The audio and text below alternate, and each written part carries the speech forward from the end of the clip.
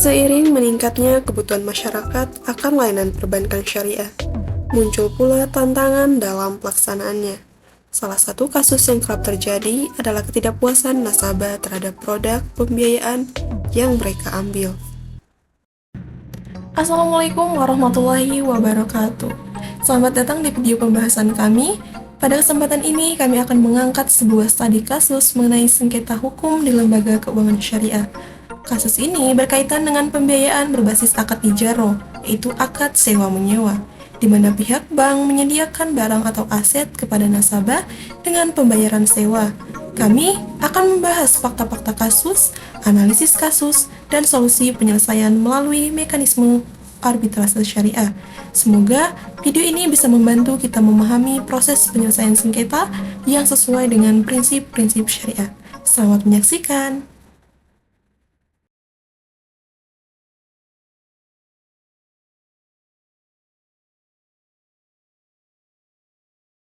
Seorang nasabah bank syariah yang mengajukan pembiayaan berbasis akad ijaro untuk suatu aset. Pada akad ijaro, bank sebagai pemilik aset menyewakan barang kepada nasabah, dan nasabah melakukan pembayaran sewa dalam jangka waktu tertentu yang telah disepakati. Namun, seiring berjalannya waktu, nasabah mengungkapkan beberapa ketidakpuasan yang mendasari komplain terhadap pihak bank. Masalah pertama muncul ketika nasabah menemukan adanya biaya tambahan yang muncul selama masa perjanjian. Nasabah merasa bahwa biaya ini tidak dijelaskan secara rinci di awal akad. Oleh karena itu, yang seharusnya sudah disepakati dan dijelaskan secara transparan sejak awal, akibatnya nasabah merasa adanya ketidakpastian di dalamnya atau unsur gharar dalam akad tersebut. Masalah lain muncul ketika nasabah merasa bahwa bank melakukan perubahan terhadap cara pembayaran tanpa adanya musyawarah.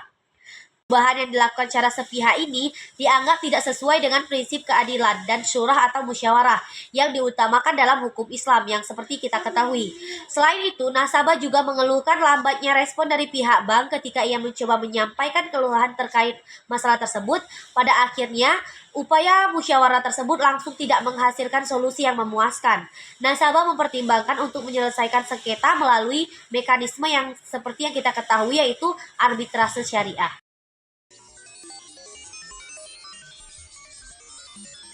Analisis kasus ini, kami merujuk pada beberapa prinsip hukum Islam dan peraturan yang berlaku terkait transaksi keuangan syariah.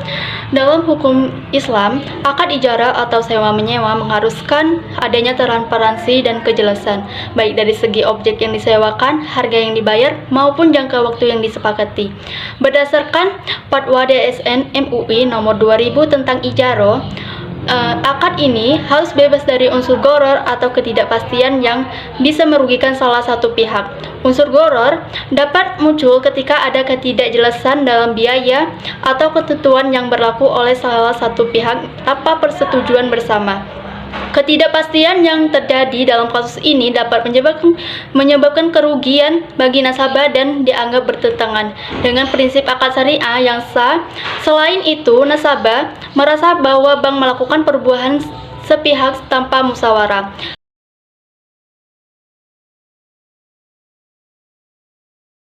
Dalam hal ini, tindakan bank yang tidak melibatkan nasabah dalam perubahan dapat dianggap melanggar asas kesepakatan bersama. Berdasarkan Undang-Undang Nomor 21 Tahun 2008 itu tentang perbankan syariah dan Peraturan OJK Nomor 1 Tahun 2013 itu tentang perlindungan konsumen. Lembaga keuangan syariah wajib menjamin keterbukaan dan keadilan dalam setiap akad yang dilakukan dengan nasabah.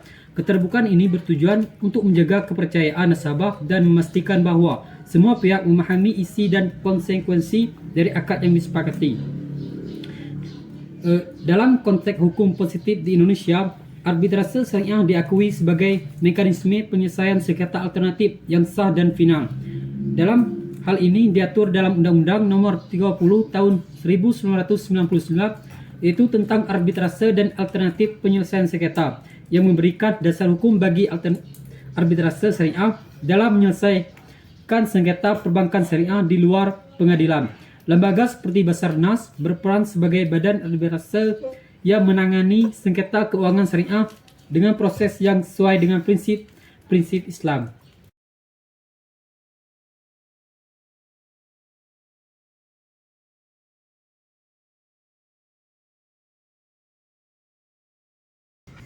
Setelah beberapa kali mencoba berdiskusi dengan pihak bank tanpa hasil yang memuaskan, nasabah memutuskan untuk membawa kasus ini ke lembaga arbitrase syariah. Di Indonesia, penyelesaian sengketa melalui arbitrase syariah dapat dilakukan di Badan Arbitrase Syariah Nasional atau Basarnas. Proses arbitrase syariah ini terdiri dari beberapa tahap yang memastikan penyelesaian sengketa dilakukan secara adil dan sesuai dengan prinsip syariah. Tahapan pertama adalah pengajuan kasus oleh nasabah. Nasabah melaporkan permasalahannya ke Basarnas, dan lembaga ini akan menunjuk arbiter yang memiliki keahlian dalam hukum syariah. Tahap kedua adalah pembuktian, di mana arbiter meninjau bukti-bukti dari kedua belah pihak, termasuk kontrak, dokumen biaya, dan catatan komunikasi antara bank dan nasabah. Pada tahap ini, arbiter memastikan bahwa semua aspek akad telah sesuai dengan hukum syariah dan tidak ada unsur yang merugikan salah satu pihak. Setelah semua bukti dipaparkan, proses mediasi dilakukan untuk membantu kedua belah pihak berdiskusi dan mencapai kesepakatan. Jika mediasi tidak membuahkan hasil, maka arbiter akan mengambil keputusan akhir berdasarkan hukum syariah. Keputusan ini bersifat final dan mengikat kedua belah pihak serta diakui oleh sistem hukum Indonesia.